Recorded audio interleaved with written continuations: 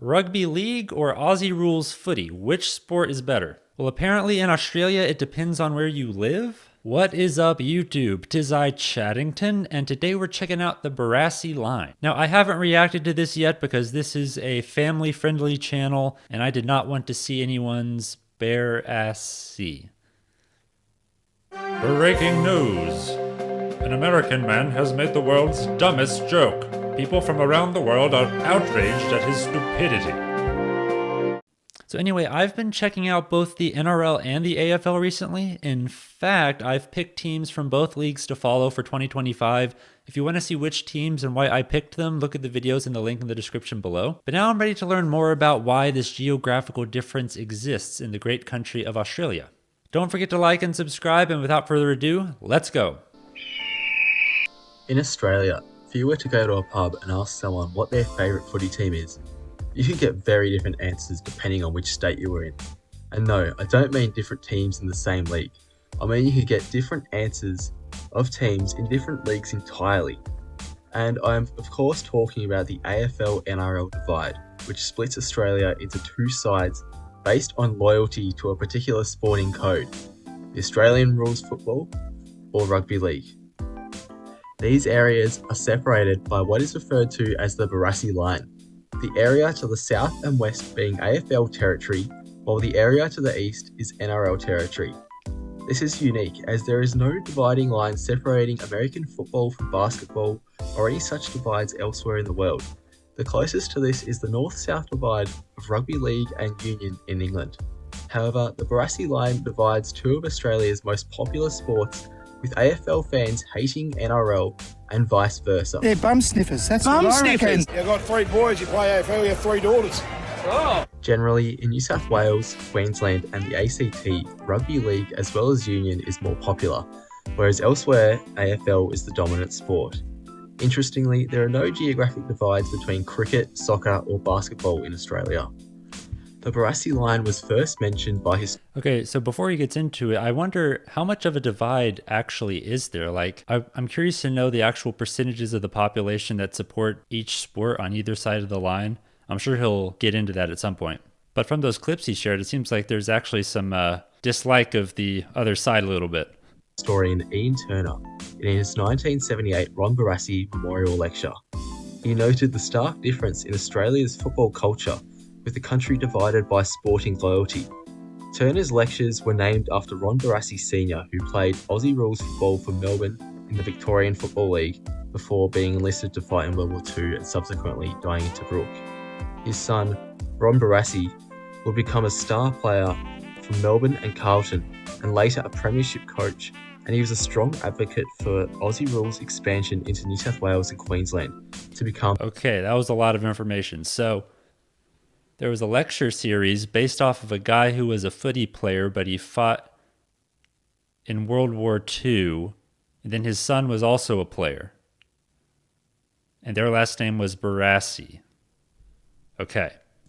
the dominant sport across all of Australia, as after all, it was Australia's Indigenous sport. The term Barassi line would be adopted to mark the barrier between the rugby league dominant New South Wales and Queensland and the rest of the country, where Aussie-rules football was popular. This line does vary as it marks the ACT as the border, as Australian rules football has been popular alongside rugby league in the Riverina region of New South Wales as well as Broken Hill to the west of the state. Therefore, there are variations in the line. So, how did this divide occur? To understand this, we must understand the origins of these sports in Australia, which begin with the formation of Australian rules football, which was formerly known as Victorian rules football, invented by Tom Wills as a way of keeping cricketers fit during winter. This spread... Interesting. Okay, I didn't actually know it was invented by that guy. As a way of keeping cricketers fit during winter. I've had people comment that on my channel in the past, and I've always wondered, like, well, weren't there other sports to play? I mean, they could have just played like soccer or something, but I guess they wanted to come up with their own thing. As someone who is a basketball fan, I can't complain with that. I love basketball, and America invented that sport, and I'm glad they did. So I'm sure Australians feel the same way. throughout Victoria and into other states, where it would become very popular in South Australia, Western Australia and Tasmania, as well as what would become the Northern Territory. So what happened to the sport in New South Wales and Queensland? Although it's spread there, it's important to remember that New South Wales and Victoria have always had a rivalry when it comes to anything, as these were and still are the two largest states. Journalists in Sydney began to show their discontent for a game that was invented in Victoria, arguing that they should play the old English game of rugby football instead. It's also important to note that the geography of Australia's two largest... I don't usually consider rugby players with being like, I don't know, like stuck up, posh, like British people. Kind of think of them as being more working class, but who knows? Maybe I'm completely wrong about that. Or maybe he was just using a silly cartoon. Cities played an important role in the spread of the football codes. Melbourne is a relatively flat city, which meant that inner city clubs sprang up and were almost instantly strong. Sydney, on the other hand, is a city shaped by rivers, peninsulas and mountains, which meant that the spread of footy was much slower.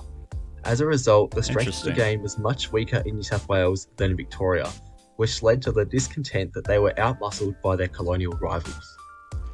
In Queensland, a growing dispute between the Victorian Association and its rugby union members led to the independent school headmasters to vote on whether they should adopt Victorian rules or rugby. This vote occurred in 1887, with rugby winning by just one vote. Wow. This stunted the growth of Victorian or Australian rules football, with rugby union and later league becoming dominant in Queensland. Why did this happen? Well, in the late 1880s, the influx of Victorian migration was slowly replaced with migrants from New South Wales and the British Isles, who preferred the rugby codes. Although closer proximity... Okay, so there were people coming to Australia from England, is he saying? And they preferred rugby because that's more of a thing over there? Queensland to New South Wales rather than Victoria greatly influenced this decision. The ACT is an interesting case, as for a long time, both Aussie-rules football and rugby football were equally popular due to its location between Melbourne and Sydney as a buffer zone.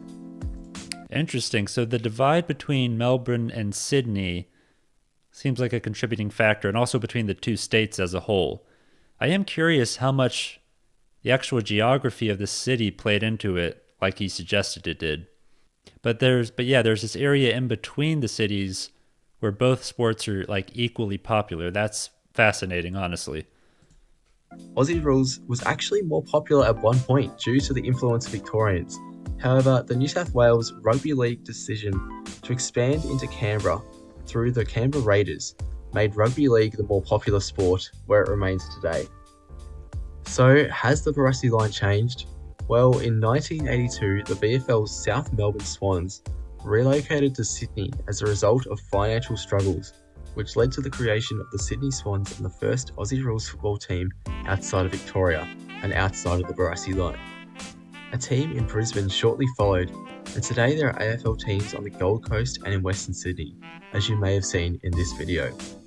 The NRL, National Rugby League, only have one team across the Barassi line, in the Melbourne Storm, who were created in 1997 and have gone on to become very successful in the league. Today, I would say that although this line very much divides Australia's sporting loyalty, in my home state of Tasmania, for instance, despite an AFL team of its own, AFL is still vastly more popular than the NRL, and AFL has become part of the state's identity. As to how the... But new Tasmania AFL team coming soon, right?